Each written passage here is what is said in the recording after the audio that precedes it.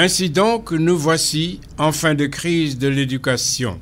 Vendredi, un déjeuner privé aurait préparé et facilité la rencontre ultime des enseignants du G6 avec le président de la République.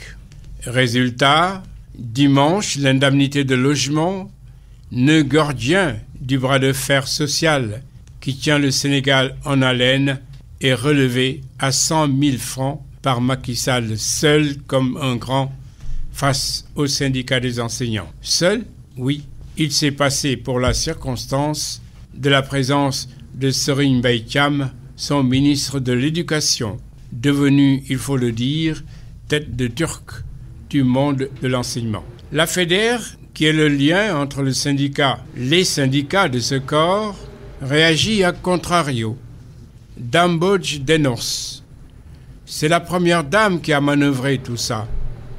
Elle n'est pas investie d'une mission officielle qui lui permet d'intervenir à ce niveau, avec le ministre des Finances, pour proposer une solution de sortie de crise.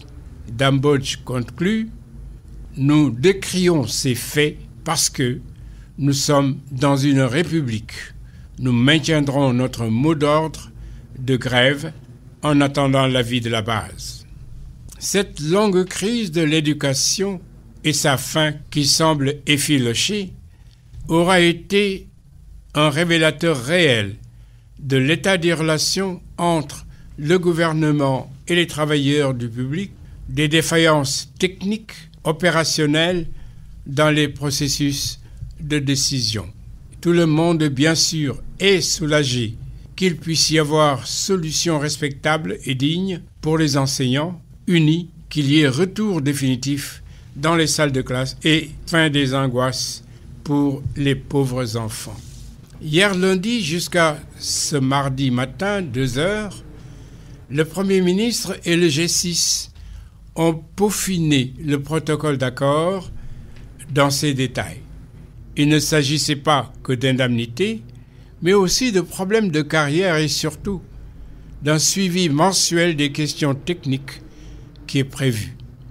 Vers une décennie d'accalmie, c'est le souhait exprimé par le Premier ministre, vite relativisé par les enseignants qui préfèrent avancer acquis par acquis. Chat échaudé craint même l'eau froide, tout le monde le sait. La deuxième bataille urgente et obligatoire est de refaire l'unité solidaire de l'ensemble du corps enseignant. C'est la véritable garantie d'un renouveau pour l'école et le système éducatif du Sénégal.